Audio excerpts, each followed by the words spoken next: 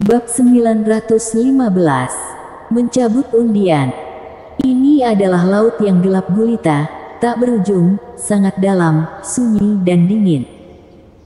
Begitu dilihat dengan teliti, ada cahaya keemasan redup yang berkedip-kedip di sudut laut. Itu adalah seorang pria yang berlumuran darah. Darahnya berwarna emas dan memancarkan cahaya, menambahkan sedikit cahaya di laut yang gelap. Orang ini adalah Harley.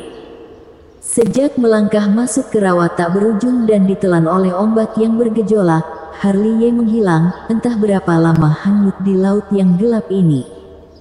Bos. Entah berapa lama kemudian, terdengar suara samar dari rawa tak berujung yang sangat sunyi ini. Suara itu berasal dari dalam tubuh Harley. Itu adalah api spiritual dan petir surgawi. Mereka berdua memiliki kecerdasan dan sedang memanggil Harley. Namun, karena tuan mereka dalam kondisi tak sadarkan diri, mereka juga tertekan. Petir surgawi sangat redup dan api spiritual sangat kecil, hampir padam total. Untungnya, mereka tidak tertidur lelap dan masih bisa memanggil Harley. Roar. Pada saat bersamaan, jiwa naga leluhur Pil dan naga perang juga sedang memanggil Harley. Meskipun mereka tidak dapat berbicara, tapi mereka terus mengaum. Karena panggilan tanpa henti dari mereka, tubuh suci Harley yang hancur akhirnya menggeliat. Saat berikutnya, Harley dengan lelah membuka matanya, pandangannya kabur, dia bingung melihat dunia aneh di depannya. Apakah aku masih hidup? Suara Harley serak dan lelah, dia dengan susah payah duduk, wajahnya pucat dan benar-benar sangat lemah. Masih hidup, kita semua masih hidup. Harley terbangun, api spiritual dan petir surgawi sedikit lebih hidup. Suara mereka bersemangat, bahkan jiwa naga leluhur Pil dan naga perang pun mengaum dengan gembira. Aku masih berada di rawa tak berujung. Harley melihat ke sekeliling dan yang bisa dia lihat hanyalah laut yang gelap. Sama seperti di gurun pasir, ada kekuatan misterius yang melahap kekuatan spiritual, esensi dan energi vitalitas. Gumam Harley, karena dia dengan jelas merasakan esensi di tubuhnya menghilang. Perasaan ini sama persis ketika saat berada di gurun pasir. Pelindung. Harley mengeluarkan tas penyimpanan dan pil obat terus terbang keluar. Tiba-tiba diledakkan semua dan Harley menelan esensi sejati pil obat satu demi satu ke dalam tubuhnya. Ini adalah daerah terlarang. Harley harus kembali ke keadaan puncak dalam waktu singkat untuk menghadapi bahaya yang mungkin muncul kapan saja. Krak. Tak lama kemudian, suara tulang bertabrakan terdengar di tubuh Harley. Pelatihan tubuh barbar, teknik rahasia, teknik lahir abadi dan banyak teknik penyembuhan lainnya beroperasi pada saat bersamaan. Bara api membakar seluruh tubuh Harley, tulang yang patah terhubung kembali, daging busuk tumbuh kembali, kekuatan darah suci memurnikan tubuhnya, membuat setiap inci tubuhnya memancarkan cahaya kristal. Rawa tak berujung sekali lagi kembali sunyi senyap. Semuanya berjalan dengan lancar. Boom, sing, bass, krak. Suara-suara seperti itu tidak pernah berhenti di Laut Panlong. Hingga fajar datang akhirnya berhenti.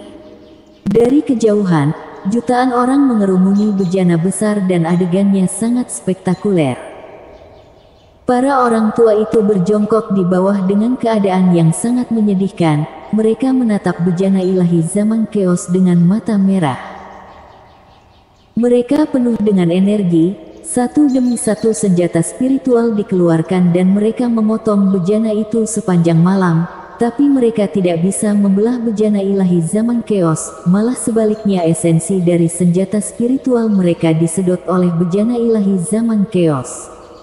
Baiklah, pemilikmu telah dibunuh oleh kami, tapi kamu masih begitu hebat. Hakim Situ, di mana tombak perangmu? Keluarkan dan cobalah. Entah berapa lama kemudian, leluhur Sueling menoleh ke seorang pria tua berambut abu-abu di sampingnya. Tidak bawa. Hakim Situ menggelengkan kepalanya.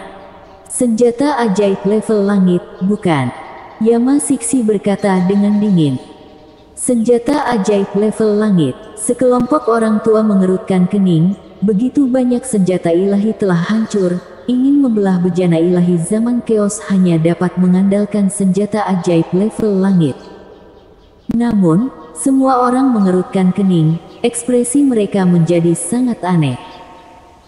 Bagaimana kalau senjata ajaib level langit juga tidak bisa membelah bejana ilahi zaman keos? Bagaimana kalau senjata ajaib level langit juga dihancurkan? Hal ini bukan tidak mungkin, bejana ilahi zaman keos benar-benar sangat kuat. Saat ini, tetua dari masing-masing keluarga yang memiliki senjata ajaib level langit berpura-pura tidak mendengarnya, mereka tidak berani bertaruh. Kalau senjata ajaib tingkat langit mereka hancur, leluhur mereka akan melompat keluar dari peti mati. Apakah tidak ada yang bersedia untuk mencobanya? Yama Siksi melihat sekeliling dan tersenyum tipis. Kalau tidak mau, maka bejana ilahi zaman keos ini akan menjadi milik istana Haus Darah. Bukan karena aku tidak ingin membaginya dengan kalian, itu karena kalian tidak menginginkannya. Kalau begitu bagaimana kalau dicoba dulu? Belasan orang tua mengangkat kepala mereka satu demi satu. Namun masalahnya siapa yang mau mencoba? Karena hal-hal yang tidak masuk akal sebelumnya, tidak ada yang mau maju dan menjadi orang pertama yang mencoba. Kalau senjata ajaib mereka rusak, itu akan menjadi kerugian besar. Jangan bertele-tele, cepatlah. Seorang tetua jubah ungu menatap belasan orang itu dengan ekspresi sedikit kesal. Bisakah kalian memahami situasi orang? Leluhur Sueling mendengus dingin. Mau bagaimana lagi? Siapa suruh kalian memiliki senjata ajaib level langit? Tetua jubah ungu mengangkat bahu dan tampak sangat tak tahu malu. Teman seiman, ayo keluarga bangsawan Sueling jadi contoh teladan.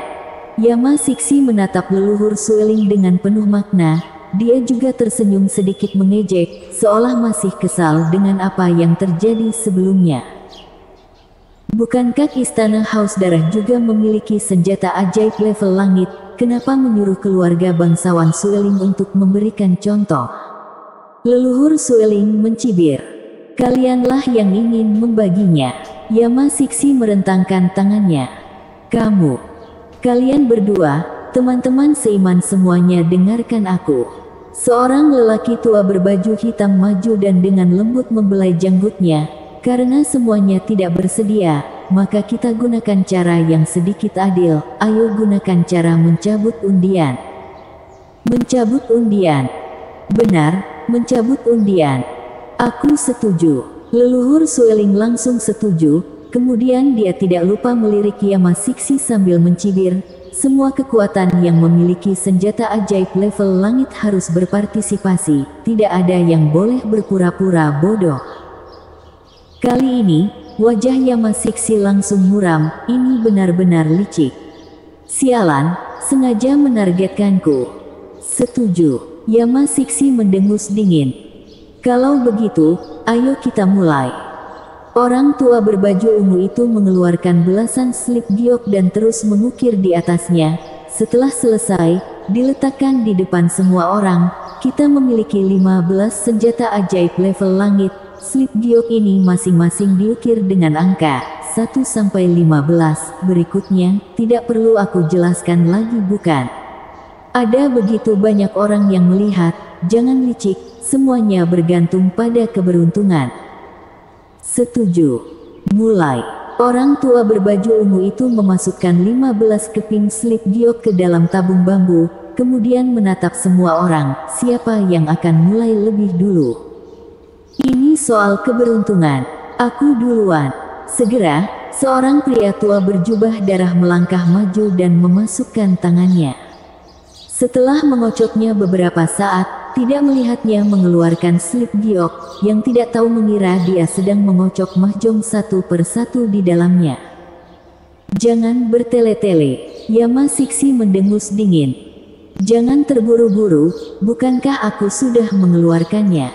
Orang tua berjubah darah itu tampak tidak senang. Dia langsung mengeluarkan satu slip giok. Ketika dia melihat tertulis angka 6 di atasnya, dia langsung tersenyum. Selanjutnya, sekelompok orang tua melangkah maju satu demi satu. Mereka juga mengocok sebentar. Jutaan orang menyaksikannya. Mereka hampir buang air kecil di celana. CKECK. Melihat adegan yang begitu mengerikan, di depan tirai air ajaib di aula utama Partai Tianxuan, Fuya mendesah dan mendecap lidah. Sialan, sudah hidup selama ribuan tahun, aku belum pernah melihat adegan yang begitu tidak masuk akal seperti ini. Ini adalah intrik manusia. Dari belakang, terdengar suara santai Teresa Donghuang. Teresa Donghuang tampak tenang. Dia bersandar di kursi dan dengan santai membolak-balik sebuah buku kuno. Dia mengabaikan adegan omong kosong di Laut Panlong. Melihat ini, Fuya datang menghampirinya. Master Suci, apakah kamu tidak mengkhawatirkan Harley sedikit pun? Apa gunanya mengkhawatirkannya? Teresa Donghuang mengangkat bahu. Kalau dia bisa keluar hidup-hidup, itu berarti dia beruntung. Kalau dia mati di dalam sana, maka dia harus menerimanya. Bersambung.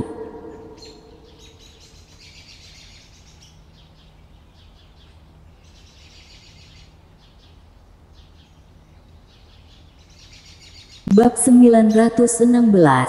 Penindasan. Bajingan. Di wilayah laut luas Laut Panlong, suara gemuruh menimbulkan badai. Sueling itu marah, dan hidungnya bengkok. Itu benar, dia cukup beruntung untuk mendapatkan slip giok, dan keberuntungannya tidak jauh lebih baik daripada yang lain. Mari kita lihat Yama Siksi dan yang lainnya. Meski juga ingin menggunakan senjata ajaib level langit, mereka senang melihat wajah tua arwah leluhur Sueling itu marah. Apalagi mereka telah membayangkan hasil yang paling ideal, yaitu leluhur Sueling dapat menggunakan senjata ajaib level langit untuk membelah bejana ilahi zaman chaos, dan senjata ajaib tingkat langit juga rusak parah, menjadi alat senjata ajaib rusak. Teman seiman, tolong. Yama Siksi tersenyum pelan. Tidak perlu banyak bicara. Sambil mencibir, leluhur Sueling itu tiba-tiba menunjukkan senjata ajaib level langit. Itu adalah pedang ajaib berdarah, dengan tanda darah di atasnya dan robek oleh guntur dan kilat. Itu dipenuhi dengan energi darah. Setiap sinar sangat menakutkan dan berat seperti gunung. Cara kultivator tingkat langit sangat luar biasa. Semua teman lama yang hadir tahu betul kengerian senjata ajaib ini, yang juga menjadi alasan penting panjang umur keluarga bangsawan Sueling. Dikisahkan nenek moyang keluarga bangsawan Sueling juga merupakan penguasa negeri ini. Dirunut ke akar-akarnya, lebih awal dari zaman Kaisar Chu. Senjata ajaib tingkat langit keluarga-keluarga bangsawan Sueling diwarisi dari waktu itu. Itu adalah senjata besar. Tidak tahu berapa banyak darah makhluk hidup yang diminum. Ham. Ketika orang-orang tercengang, senjata ajaib yang disebut pedang ajaib berdarah berdengung, banyak orang lemah menutup telinga mereka. Di bawah perhatian semua orang, tubuh leluhur Sueling itu perlahan naik hingga mencapai 30 zang. Kemudian dia berhenti dan menatap langit ilusi dari kejauhan. Orang yang memegang pedang ajaib berdarah itu mungkin dibesar-besarkan oleh pedang ajaib itu, membuatnya seperti seorang kaisar. Berikan padaku. Dengan raungan keras dari Sueling dia memegang pedang ajaib, dan langit membelahnya.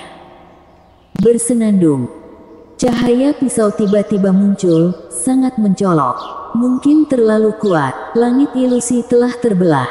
Sebelum benar-benar jatuh, Laut Panlong tidak tahan dengan tekanan, dan terpisah dari dua sisi. Ini akan crash. Ini crash. Pada saat ini, mata semua orang terfokus pada masa lalu. Cahaya pisau sangat dekat dengan zaman chaos bejana ilahi. Namun, ketika cahaya pisau hanya berjarak 3 inci dari bejana ilahi zaman keos, bejana ilahi zaman keos tiba-tiba berdengung, dan kemudian bergerak ke samping secara sadar. Dengung cahaya pisau mendebarkan, tak berhenti karena bejana ilahi zaman keos dipindahkan, dan langsung ditebang. Jutaan orang melontarkan kata-kata kasar pada saat yang bersamaan, dan suaranya sangat mengejutkan hingga hampir mengguncang langit ilusi. Selanjutnya, pemandangan dan gerakannya benar-benar tidak biasa. Karena zaman keos bejana ilahi telah lolos, cahaya pisau tidak memiliki penghalang. Oleh karena itu, pasukan sekutu di Beicu sangat menderita. Perlu tahu, mereka tidak jauh dari zaman keos dan bejana ilahi. Pedang puncak leluhur Sueling benar-benar arogan. Jutaan pasukan dipotong menjadi jalur darah olehnya. Terlalu banyak orang yang tidak bereaksi dan berubah menjadi abu di bawah cahaya pisau. Tak hanya itu, wilayah Laut Panlong juga terbelah oleh pisau ini, menimbulkan gelombang kasar setinggi ribuan kaki.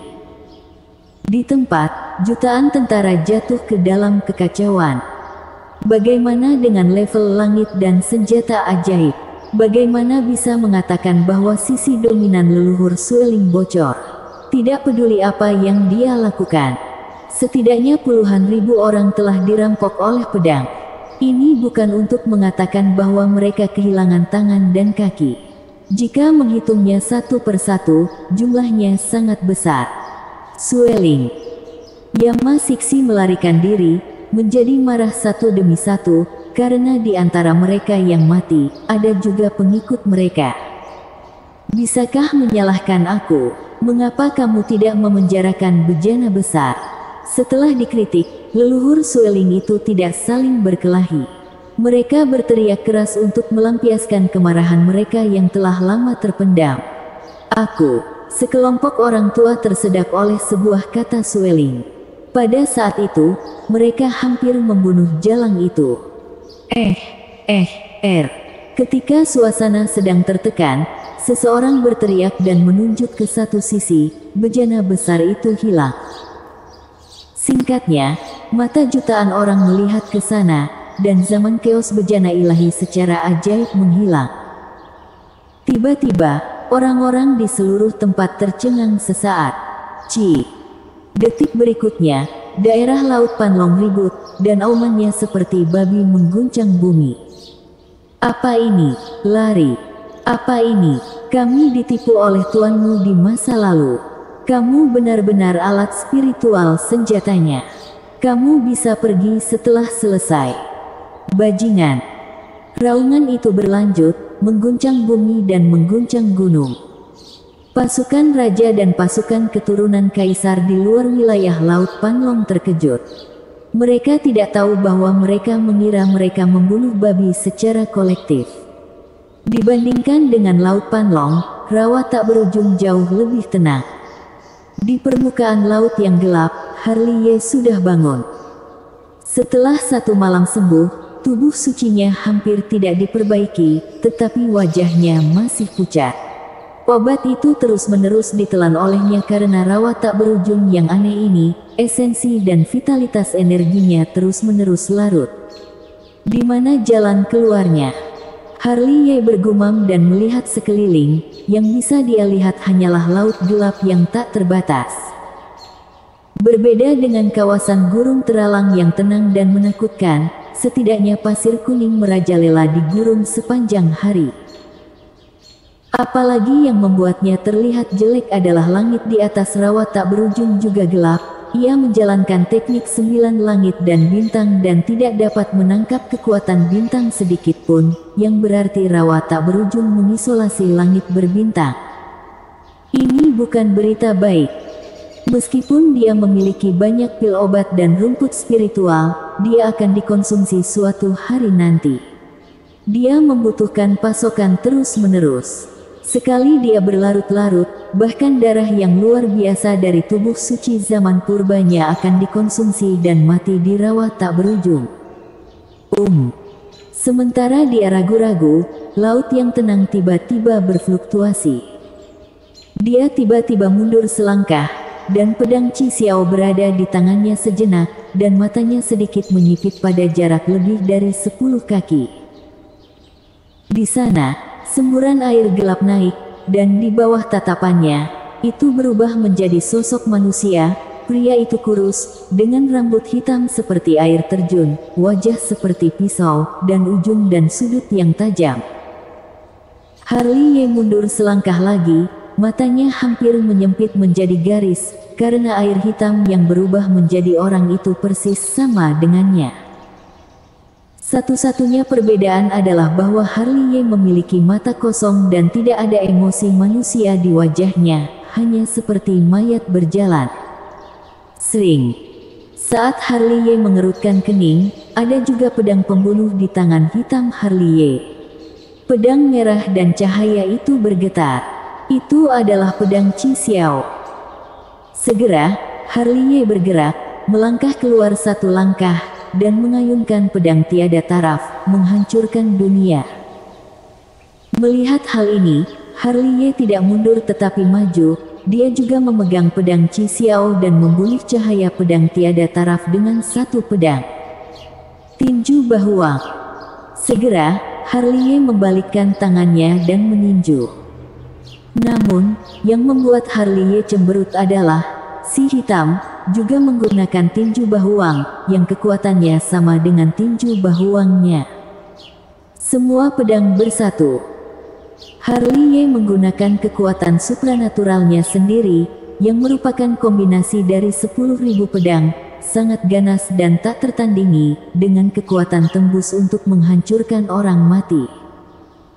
Namun, yang mengejutkannya adalah si hitam yang mengayunkan pedangnya juga semua pedang bersatu, terlepas dari kecepatan tembakan, kekuatan, pikiran, dan pikiran. Prinsipnya, mereka semua sama dengan Harley. Menyalin tanpa syarat. Harley dengan cepat mundur, dan pikirannya melayang. Hanya dengan 3 gerakan ini, dia melihat melalui petunjuk. Harley dan si hitam di sisi yang berlawanan memiliki kekuatan tempur yang sama dengannya. Apa yang dimiliki hitam, juga dimiliki Harley. Harley tahu kekuatan supranatural teknik rahasia. Si hitam juga memilikinya, dan bahkan pedang Qi Xiao juga disalin tanpa syarat. Apakah ini kengerian rawa tak berujung? Harley bergumam, bertarunglah dengan dirimu sendiri dan menangkan dirimu sendiri sebelum kamu bisa keluar. Harley berpikir begitu untuk saat ini, tetapi kesulitannya setinggi surga. Harus dipahami bahwa yang harus dia hadapi bukan hanya Harley, yang memiliki level dan kekuatan tempur yang sama, tetapi juga kekuatan penghisap rawa tak berujung. Dia tidak hanya harus bertarung, tetapi juga harus melawan yang tak terlihat. Dibandingkan dengan yang hitam, Harley benar-benar dapat mengabaikan ini. Oleh karena itu, seiring waktu, bahkan jika dia tidak dibunuh, Harley akan dikonsumsi oleh rawa tak berujung di dalamnya. Bagaimana untuk istirahat? Harley berbisik pelan dan mundur lagi. Karena Harley hitam yang sudah kamu serang, itu adalah keahlian unik, Feng Shen ribuan pedang. Bersambung.